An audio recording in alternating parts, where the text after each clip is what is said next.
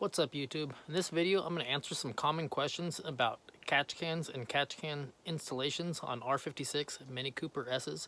If you haven't already, please hit that subscribe button and stick around. You're going to want to watch this whole video. No matter which Mini Cooper you drive, check out my Facebook group. It's called Mini Cooper DIY. I'll leave a link to that in the description, or you can go to Facebook and type Mini Cooper DIY in the search bar and you can find it that way. Let's get to the video.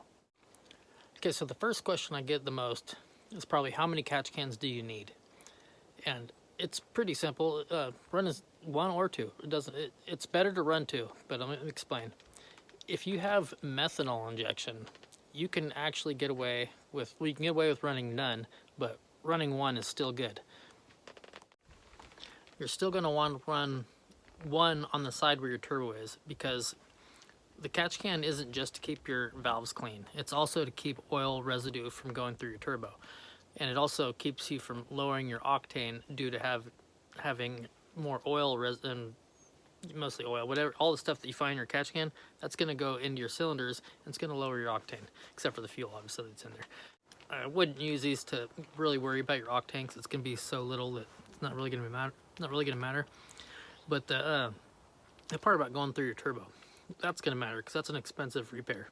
The next question I get the most is, if you're only going to run one catch can, where should you run it? Which PVC port should you run it out of? And that's really going to depend on you and what you're running the catch can for. If you're like me and you're running it because you don't want to be replacing your turbo all the time, you're going to run it on the intake side where the turbo is. If you're doing it because you just don't want to clean your valves very often, then run it on the other side, because the other side is going to get more stuff in the catch can.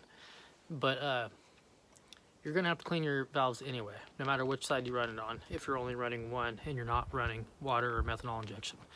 So if you're not running, like I said, if you're not running water or methanol, run them both. All right, another question I get a lot is, which catch cans should you run?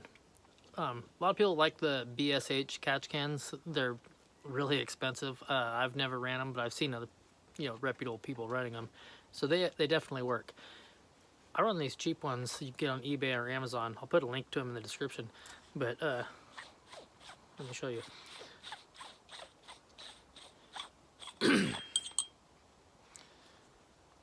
They're baffled, and that's really all that matters. As long as this is getting all the oil vapors out of the air, it doesn't matter how much you paid for it. And these are like 30 bucks or something, 25 or 30 bucks. And that's way better. If you're going to run two of them, you don't need to spend $200 on each can, or $100, whatever. I don't know how much the BSH ones are.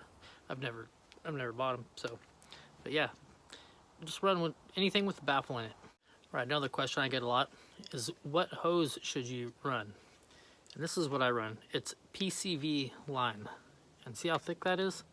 Way thicker than heater hose. If you watched my dual catch can video, you'll see that I used heater hose in that video, and I put a link, or in the description I put edit, and in the title of that video I put to read the description, and I hope people did.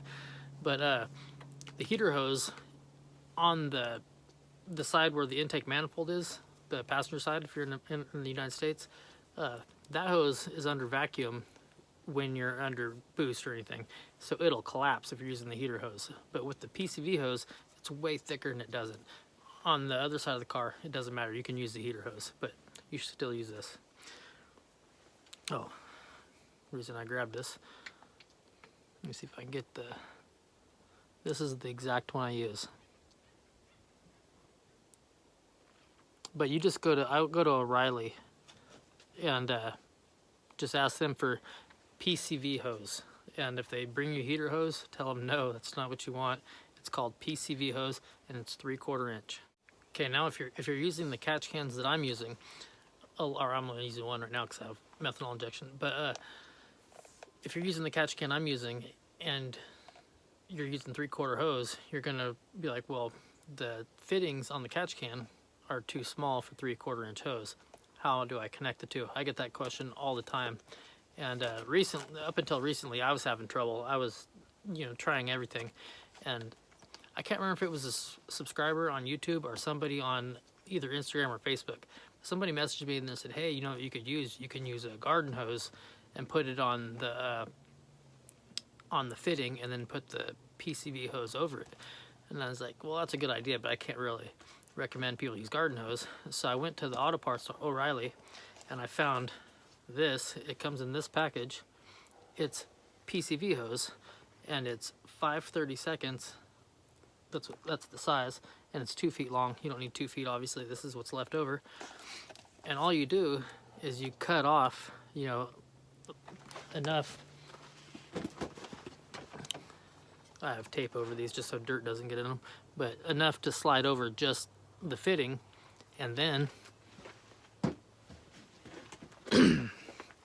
your 3/4 PCV hose fits right on over top of it. When you clamp that down, it clamps good.